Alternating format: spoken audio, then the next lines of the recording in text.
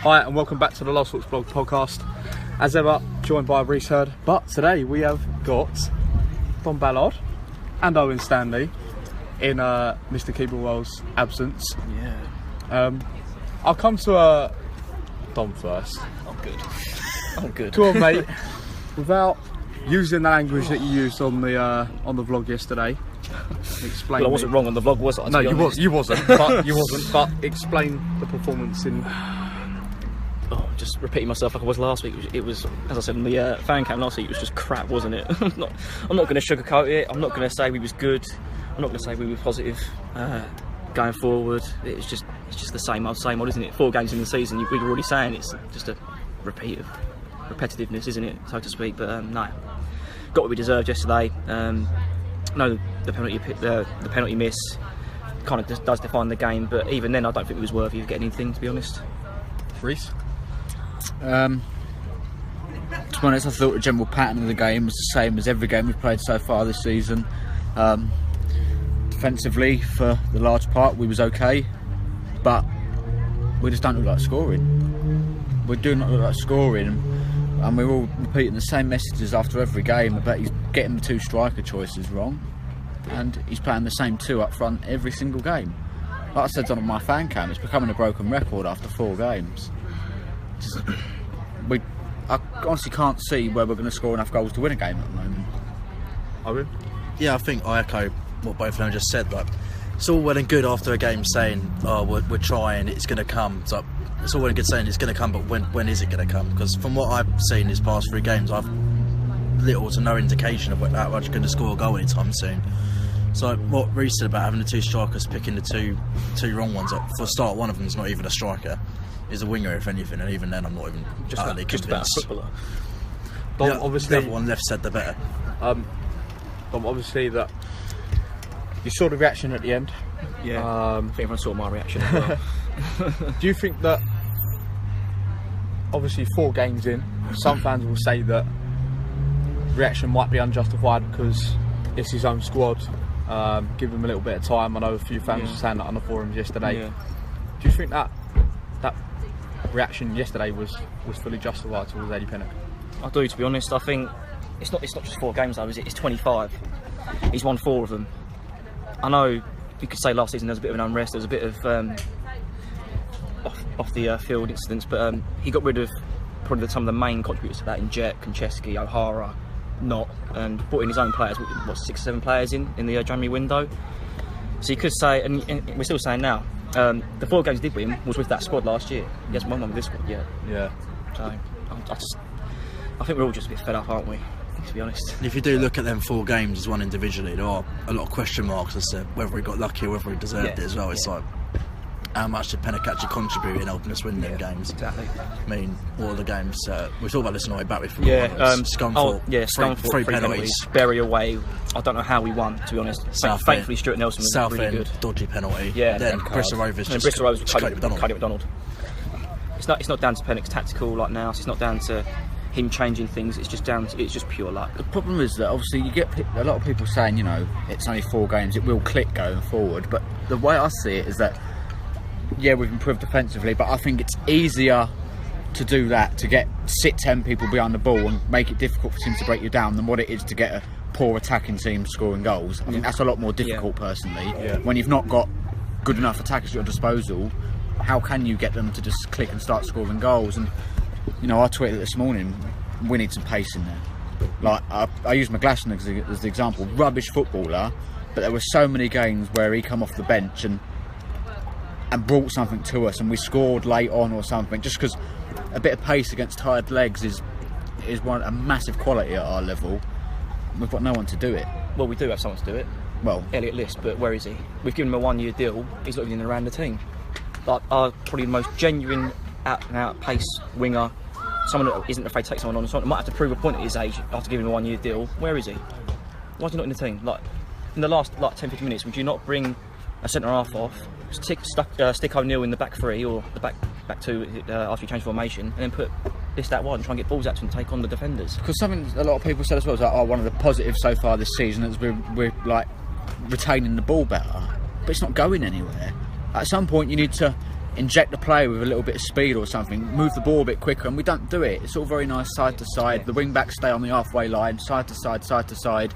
No point do we get into positions to put crosses into the box. No one tries to go past the player. Yeah. It's just so easy to defend against, and that's why we're not scoring. Do you think it's we've often talked about this season already that it comes down to game management. Do you think that it's that Pennock's picking the wrong players and he's going with the wrong system? I think it's the wrong system. It is the wrong system. I don't think he knows how to use his substitutes either. So I think Bradford epitomised that when it like 1-0 down in sort of 88th minute. It's like, oh, he might try and actually do something Yeah, now. I mean, it's like I said last week as well. All that Nash did in those 5 minutes, just similar to what he did yesterday, just for a longer period, made things happen, gave defences something to think about. But Bradford in particular, by the time we come on, it's too late. Yesterday wins the penalty. Arguably should have won us a point, really. Well, not arguably, should have won us a point if Wright hadn't have sent it into Rosette or whatever. But still, it gave the defence something to think about. And when we have Parker and Eves, one's just A donkey. a tree trunk, donkey, any other word, and the other one's not a striker. So I think that comes down to how stubborn he is as well. Like, doesn't like change of formation, doesn't like picking his love child, as Liam Taylor would say. And that's what I touched upon last week in my fan count. When I've done a piece about why we need to change things. It's just stubbornness. I mean, even before Wilkinson got sent off and he was 1-0 down against Bradford, he still maintained five at the back at home. That isn't acceptable for me. I go to home games and you expect to see a bit of entertainment. We're on the back foot. There's no, as you were saying, Reece, backwards, sideways. There's just no energy. There's no attacking threat. You think you're going to get off your seat and we can actually see a decent chance. Just nothing there at the moment, is there? I think Martin's a good player. He's done all right so far in the games, but he's not the type that's going to go past players. We've not got one player in that team that will pick the ball up and go past the player. And that's a problem. You need that at a high level. You need someone with a bit of pace, a bit of skill that can beat a man. It's just not happening. How many crosses have we got into the boxes today? Do you think we still need 2 or 3 more then?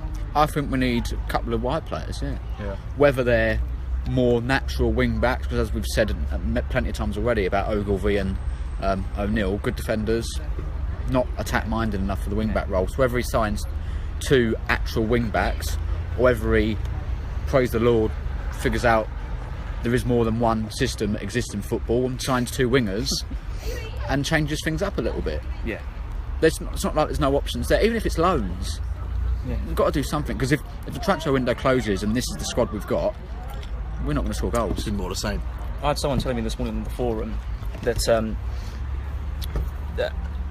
the system is, we haven't got the players for the system that we're playing. I mean, surely that's Pennock's job to get the right players in. It is. If he hasn't done that, he's failed his job. Or put the players he has got into a system that suits him best. Precisely. But at the end of the day, in some people's eyes, you can't fault Pennock. It's all bad luck. It's like not getting the run of the green. But it's not. He's as much as the factor of us not scoring as anyone else. Do you think that with fans losing patience, I was saying on the vlog yesterday that Scally's patience could wear very thin very, very quickly. Do you think that if these run of results continue, do you think he could be gone soon rather than later? If he does go, we all know it's going to happen after that, don't we? Yeah. Grandad Peter's going to come down. Well, I would. I'd rather Taylor in charge of Pennock, but then again, it's nothing to get off your seat about. I'd rather both of them just went away and never come back. I think, like I said to you in the car on the way I missed today, it's sort of. Apparently, I've not really looked at the table. Apparently, there's a couple of points already between us and the team in front of us. Yeah. Well, as I said to you, at the moment, fine. Okay, it's one game, whatever. If we win next week, we'll move up places, whatever. But if we end up we're one place above the bottom 4 anyway. So if we lose next week, we'll go in there. And then if the gap to the sort of the places above the relegation zone gets to 5-6 points, so it's 2 games worth, that's when Scally might start about thinking whether it looks like changing. Do you think Scally would actually bite the bullet and sack him? I think he's going to have to. He'll have to. There's no choice. Pennock's got no excuses now. So, what did Scally say last year? He didn't feel it was right to sack him or not appoint him properly based on results, which I didn't understand. But this is his team now, and we're still seeing the same mistakes saw last year. I tweeted as soon as Whistle when you say still, in my eyes, not a capable manager at this level, no matter what team you put out there. No. It's just he's got no excuses left. This is his team. If he can't work with it and we end up continuing this bad form, then he's just got to go and bring someone in who can. It's not like there's not options out there. There was options last summer. He decided to go cheap. give his mate a job because he got a little bit of nitty gritty in the back room. But at the end of the day, that could cost us. We'll come away from penalty for now. We'll talk about the two big talking points from yesterday. We'll start with Thomas Holy's giveaway for the penalty. Was it, Dom? No, I've seen it back clear as day. He got the ball, and I think that's why we got our penalty on Nash. Trevor Kettle, who had a wonderful game again. Oh, wonderful! What a human being. He's sort of realised, oh, I've given that penalty, so I might as well give them a penalty now. Sort of like even the score.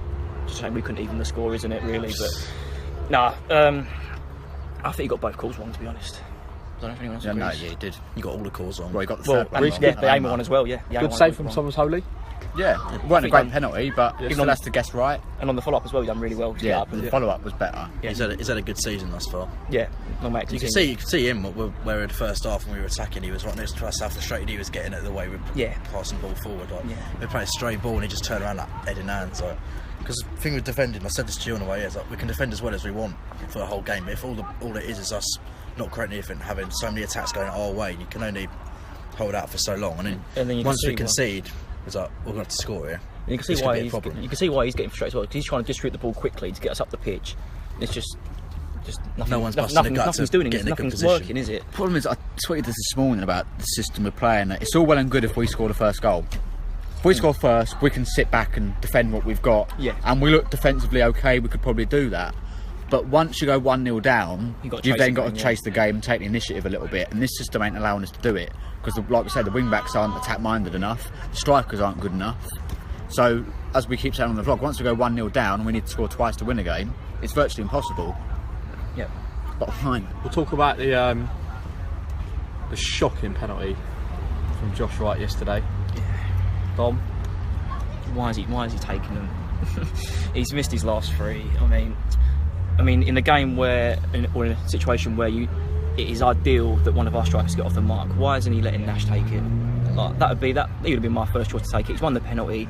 If he scores, he's absolutely buzzing, and he probably gets in the team next week. And he's on form. He's head's in the right place. He's buzzing to play. But Wright's taken it. He's tried to be the hero. I'm not digging him out because I do like him as a player. I do like him and what he represents, but he shouldn't have took the penalty, and it was just representing how poor it was. I think the worst part about it is the keeper gave him the older goal to aim at, diving early. He still just absolutely walloped it over the bar. If you're going to go middle, just place it down the middle. Don't put all of you having it. You let back within taking it. As soon as you do that, the ball's only going to go upwards. Reece, you were saying that before we went on air, you actually don't like Josh Wright. Not too keen on him, are you? No. This season, I think it's been poor. Yeah. In the 4 games played. So, well, we went to most of the friendlies, and we thought there was something not quite right. No, it's the like last season, he didn't look interested, did he? Last season, he was excellent. He won Player of the Year, rightly so. His goals probably kept us up. Yeah. But something's not quite the same with him at the moment. I think it's a speculation. His head's gone a little bit.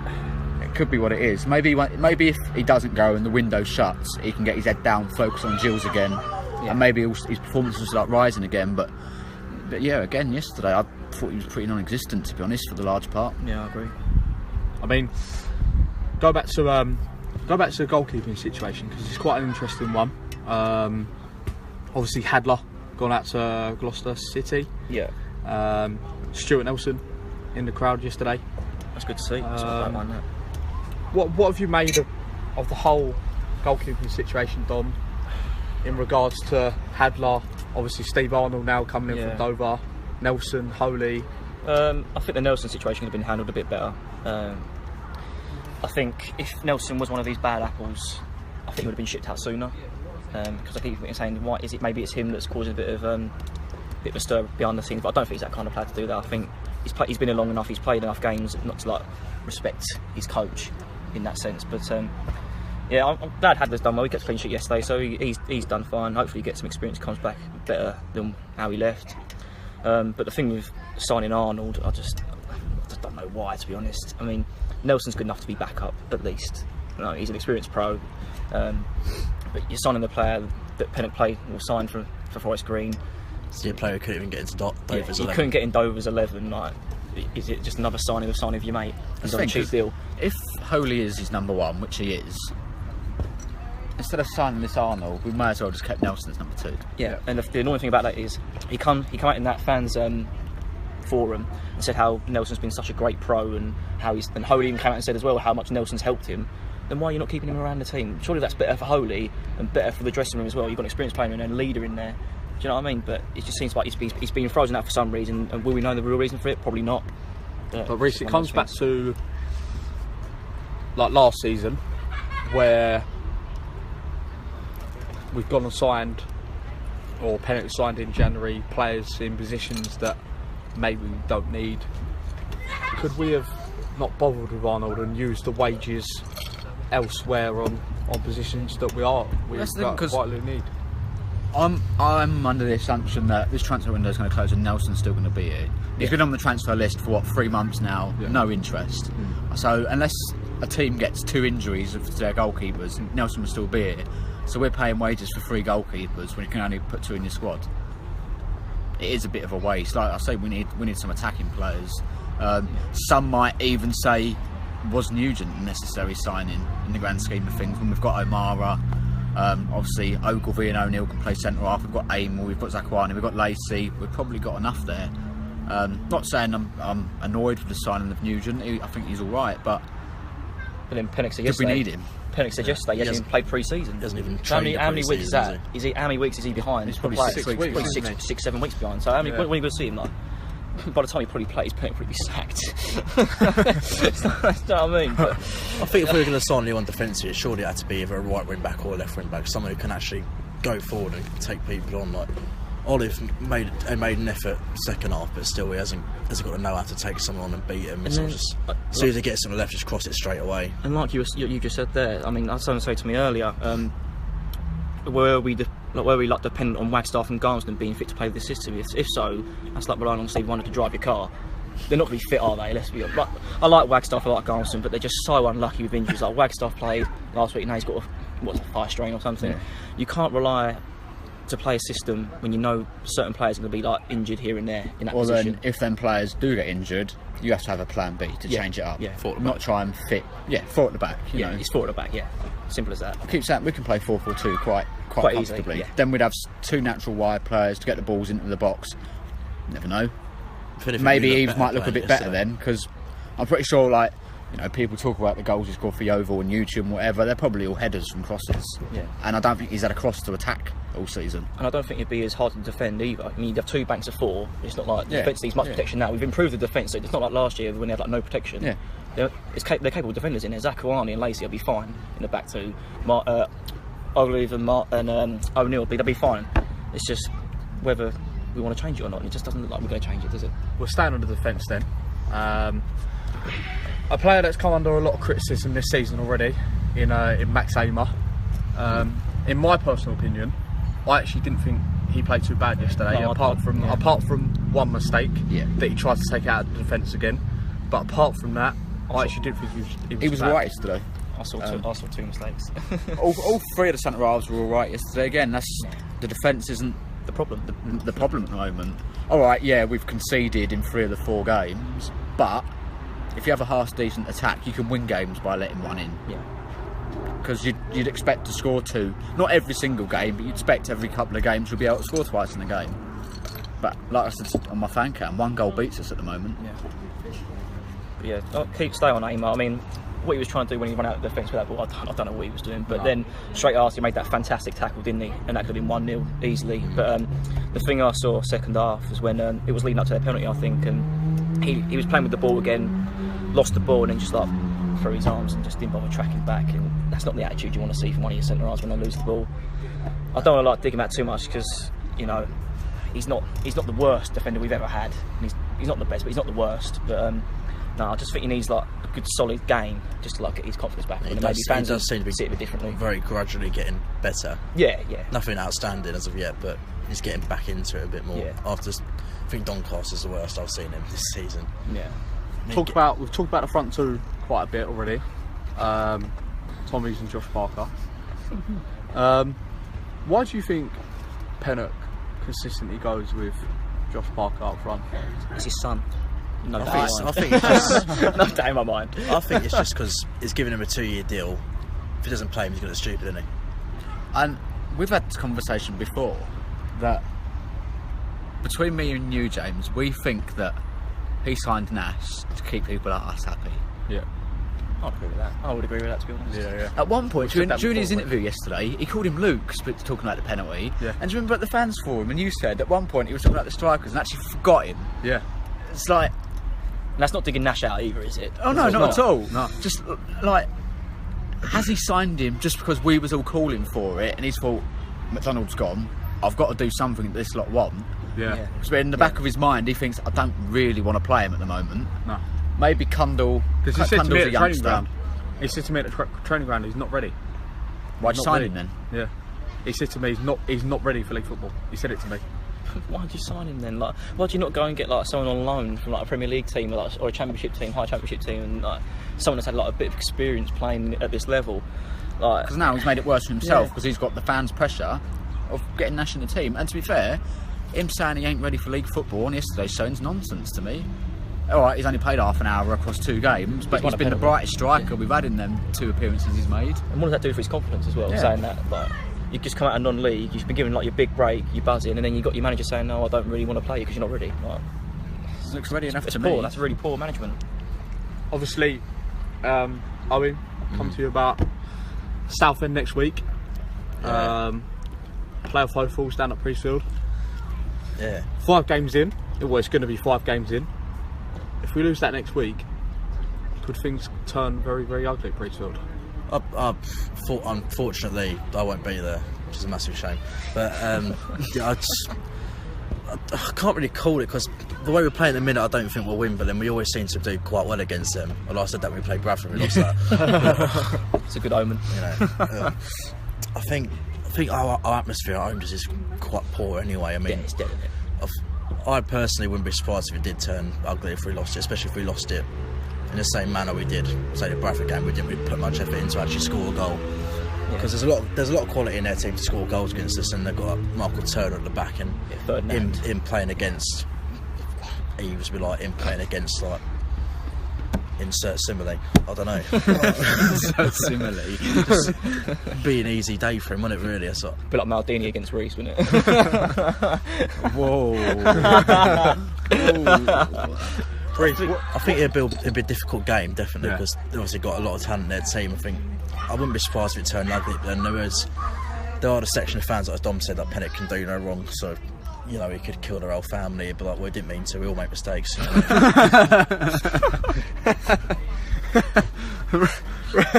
Reece, what does... I'll probably know the answers to this already, but what does Pennick need to do next week to get a result? Play Nash. Don't play Parker. The thing is though, because my answer would be to change the system, but he's not going to do it. No, Too stubborn. I'd be amazed if we turn up next week and it turns out we're playing 4 at the back. I say, right, okay, I'll give this a go. Let's see how we do, and I bet we'd look better. For 5 minutes. But like Owen says, Southend are expected to be up there, and the crowd will very quickly get the ump if it's this sideways and backwards game with no sort of penetration in attacking Southend areas. are not going to let us do that next week. They're not that sort of side that sit off and... No. No, they'll come straight for us, yeah. And Phil Brown never sets his sides up like that, They've does he? got good players in all areas as well. You know, they've got Kitely in midfield. Like you said, they've got Ferdinand Turner at the back. They've got Cox up front. I don't know if the Rangers fit to play yet, but I know he's back. Scored against us last year. So they've got plenty of ability in that team. And if we're not right at it next week, it's hard to see us getting anything from the game, to be honest. Although defensively, they've not started that well this season. Southend. They lost 5-0 at Rotherham, I think didn't they've they? let 7 in 3 games in the league. So maybe there's a little bit of hope for us there, but it's probably a bit like the flip of last season. Whereas last season, teams could have had as poor goal scoring records as they like, play against our defence and score 2 or 3. It's gone the flip side this season, where they could have let in 10 goals in 2 games. They could play us at the moment, and we could make their defence look like, you know, Juventus's or something. Dom, Owen Hello. talks about poor atmosphere at Priestfield. Yeah. Do you think that plays a factor when the team do come back to Priestfield and play at home? Absolutely. I mean, you expect to come walking out of the tunnel, or every home game, you expect a big atmosphere. I mean, I think the last good atmosphere we probably had was when we won the league. What's that, 5-6 years ago now? I mean, we all know, like, we try and get going at the back. It's just no one interested, and you got some divs doing these happy clap things that does my head in. It, like, but do you think that's down? It's down to the what we've had to put up with the last 4 or 5 years. Do you think fans have given up? I don't think they're giving up. I think it's just fed up, aren't we? Like, you need excuses to cheer, don't you? It's just the same. Like, it's like recycled rubbish. It's just the same. Like, I mean, what did Mr. Scally think when he was going to appoint Pennock in the summer? Did he think, oh yeah, everyone's going to be behind this? I think everyone knew we weren't going to be behind it. Even Pennock said he was surprised. Yeah, exactly. Look, yesterday, even yesterday, the atmosphere in general was awful yesterday, but it was completely dead. And once Nash come on, started closing down their goalkeeper, closing down their back four, people lifted a little bit. Yeah. And that's what we need at home games. We need more intensity from the midfielders and stuff. And if we start getting crosses into the box and they head them out for corners, the crowd gets going a little bit. Yeah. All the time we're playing sideways, backwards passing. What are people going to start getting a bit excited about? The players start making mistakes, don't they? So stand the pub. That's true. So it is a cliche, but what it is sort of they work hand in hand. Yeah, the crowd help the team, but the crowd needs something from the pitch to get to cheer about, or to even just lift them. Like I say, a bit more intensity, and our play would do that. You won't get fans. You won't get like fans off their feet when you're playing defensive football, and you're not going to win games playing defensive football unless you're like Juventus. Like, well, they can actually break and counter. We can't do that anyway because we haven't got the formation to do that. Not the pace, or not the pace to do it. So we've got to, as I said in my article about what things Pennock needs to change. We need to be on the attacking foot at home. I don't mind the fight at the back away because you sort of like going away from to like get a point at least. And if you get a win, that's not great. Well done. But at home, you need to be on the front foot. You need to be scoring goals, and we're not doing that. So that's why he needs to change it on Saturday. But the question I want to ask is that he said in his interviews in the 4 games that he seems to think the 4 games that we've had, we've played well enough in. He thinks that we've created chances. Are you slightly, or are you concerned that he thinks that we've started the season massively concerned? Yeah. I think I'm still annoyed about that comment against Bradford. We had enough chances to win 5 or 6 games. We had 2 shots on target. Like, you don't win games with 2 shots on target. And could that be a factor in him getting sacked very soon? Like because if he says that every week, and another 3 or 4 games down the line, and we've scored maybe like twice or something, we've still not won a game, and he keeps coming out with that, it's all right, we gave it all the effort, we tried. Like part of the reason Scally sacked Edinburgh, I think, was because he was talking nonsense in the press every week. I think eventually Scally will start thinking, you're talking rubbish, mate. Absolute rubbish. Scally isn't stupid. He knows if the football's awful. He will know. Can people really see? It's the stubbornness. All the time we're playing this system, I can't see it looking any more exciting than it is at the moment, because with Garmston injured, the one bit of pace we've got, the system don't fit. The other one who can play on the right doesn't get picked. I think it's not even. Another worrying thing. It's not even us who can see like stuff Pennock does. I think our friends at also all know what it is. Like Whitney and Pennock almost the same person. So I get other fans like at my uni when I go to games and I come back like looking like I want to kill myself all the time. It took me like, what happened? I was like Pennock, and like, oh, I understand. Yeah. But where can you see a win coming for this Gillingham side? When he picks the right team, when he picks the right system, when he gets his head out of his arse and decides to change it. Because from the moment he doesn't change it, we're not going to do anything. It's been 4 games, we've played the same style of football, we've not scored a goal. I mean, how much clearer can you see that we need to change something? Starting the same players like Parker up front, we're not going to score goals when he's up front. I don't care what anyone says, he's not a striker. I know I don't like him, and I know I constantly need to get out, but I've got a reason for it. He's not a striker. I mean, it's just part of it isn't Parker's fault. No, it is down to the manager as well, but at the end of the day, he's picking the team, he's picking the system. It's just not working, is it? It just isn't working. And then when he comes out and says that we deserve to win games, like like the Bradford game, as you said, we deserved to win like 5 or 6 games with the chances we had. We didn't. No, we didn't. And then that makes fans even more annoyed and like more angry and more like anti like Pennock, because he's just coming out and chatting absolute rubbish. So, Reece, anything? When can you see when can you see a win? It's hard to see one at the moment, isn't it? I mean, what we've got coming up, we've got Southend, as we said, is going to be tough. Oxford have started the season well. next month's really tough. And then it's Shrewsbury at home or something. They've won 3 out of 3. They've won 3 out of 3. A lot of people pick that out. The games are getting harder for Gills, aren't they? Yeah. Not easier. Yeah. I think Pennock's going to be in for a right all night if this form continues before by the time we get to Wimbledon. I mean, I'd go as far as saying next month defies whether he's in a job in October. You think? Yeah, absolutely. I mean, we've got to go to Rochdale. I went to Rochdale last year. Probably one of the worst days of my life. We've got to go to Blackburn. We've got to go to Wimbledon on Tuesday night. The fans are right behind Pennock at Wimbledon that Tuesday night, so it's going to be very interesting to see what happens that night. And if Cody McDonald scores, I wouldn't want to be AD Pennock standing there right by the dugout. Do you think he's going to get some abuse? Oh, probably from me mostly. I don't care. I'll sing our praise when we win. I won't sing our praise when we lose. Like, I've got Charlton in between now. yeah, exactly. And they've started really well as well. And yeah, it's just until he changes something, or we see like a bit of like change. I think if we see some change, fans might lay off a little bit and might accept like, oh, we've seen this change that we still lost, and we gave it a better go than what we've been doing. And you might say, all right, okay, we've changed it. It's not as worse, but we've been better. And you sort of accept it a bit more. But with what, as I said earlier, what he's coming out with now is just absolute rubbish. It's because I don't think the squad is dreadful. No. If we set it out in the right way, I think we've got an all right side. We're just 1 or 2 players with away. with the exception like we have to play Wilkinson up front with Nash and Cundall, otherwise it's not good up there. Yeah. But you know, we could play Wagstaff right midfield, Martin left midfield, we've got Bingham, we've got Oldacre, we've got Essenthaler, we've got Wright, we've got Byrne, we've got a lot of options in midfield. Yep. You know, a back 4 of Ogilvie, O'Neill, Lacey and Zakuani would probably be a top half League One defence.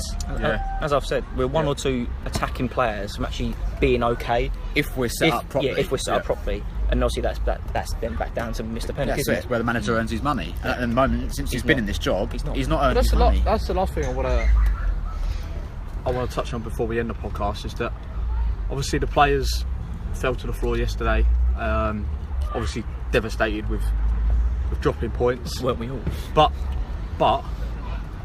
was surprised or shocked that Pennock stood there by the tunnel, let the players take the flak, and didn't do anything, didn't come over. He likes doing that though, doesn't he? Like Doncaster, we get a good point, he comes over quickly enough. You know, when we won, was it that Bristol Rovers game, he come over, gave it the badge patting and the fist pumping and all that, and when we take a dodgy defeat or something and we've not played that well, he slides off. Like, I'm sure he always said, like, I'll never not clap the fans and stuff, you know, they pay our wages and all that kind of stuff. He's a liar. I said this at some point last season, he did it. He's a liar. But do you think that's very fair on the players to do that?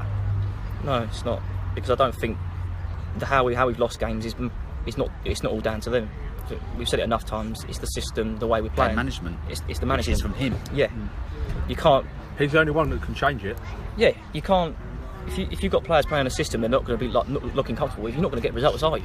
No, it's either he change or Scully will change it for him. But you're not wrong. Even last week, if he'd have come out in his press conference after the Bradford game, gone, yeah, maybe I could have and should have made the subs a bit earlier. Looking back, I could have done that. Then we'd say, all right, fair enough. You've acknowledged it. Yeah. Maybe you'll learn from it. Not come out and go, I don't know how we've not won this game. I don't know how we lost it. We've had enough chances to win 5 or 6 games, which is just. He must think we're all thick. We've probably not had 5 or. I don't think I think we had 4 half decent chances in the game. How's that going to win you 6 Comments are games? just embarrassing as well, especially if your opposition team is that. And like, what game was he We've probably watching? had 5 or 6 chances in 4 games. Yeah. We've had like 8 shots on target with me this season. Yeah. And like the one yesterday was a P-roller after 30 seconds. It's not a chance, is it? No. It's not a chance. The clearest cut chance we had was a penalty, and we still missed it. Couldn't get on target. couldn't get on target. That just sums it up, doesn't it? At the moment, it just really does sum it up. I see something on Twitter earlier that in the league so far we've got the worst shots to on target ratio. But we've done enough to win games. So, but apparently we should be unbeaten this season in his eyes and probably top of the league. So 3 wins out of 3, 20 goals. Still in the cup. The point we have got this season, we arguably should have lost anyway. If it weren't for the Holy One having a fantastic game, we would have been probably would have lost that game because Yeah. going forward didn't offer much there either, except for Zach Kiwani for set pieces, with set pieces being the main chance he got. So I thought until Wright stepped up yesterday anyway. So we're in the happy podcast there then. Yeah. Thanks to Don Ballard, Reece Hurd and Owen Stanley, Yep, welcome. and as always, up the Gills. It's all right.